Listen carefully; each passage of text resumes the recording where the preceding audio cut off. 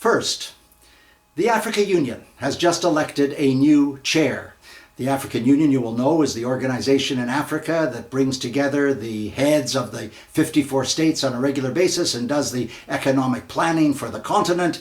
And the new chair is Robert Mugabe, President of Zimbabwe, 90 years old, a murderer, an orchestrator of rapes, a man guilty of crimes against humanity, and so far as I can discern, not a single one of his peers uttered a peep. For those of us who love Africa, it's absolutely incomprehensible that they should put the Africa Union in the hands of a megalomaniacal thug. Number two, Somalia, which now has a putative government that more or less functions, last week ratified the Convention on the Rights of the Child. That means 195 countries have ratified the convention. That's the most ratified convention on human rights in history. Only one country hasn't ratified: the United States of America. Another feather in President Obama's cap. Number three, there's a horrifying analysis coming out about the election in Nigeria, which is hard to believe but is perhaps credible.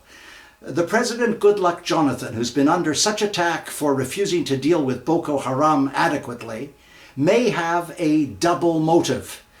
Fundamentally, he wants to win the presidential election, and in wanting to win the presidential election, he is allowing Boko Haram to devastate northern Nigeria because his opponent, Buhari, is a northerner, and so many people are being displaced and forced into refugee status that 1 million votes will be lost in northern Nigeria, all of which would go to Buhari, improving Goodluck's chances.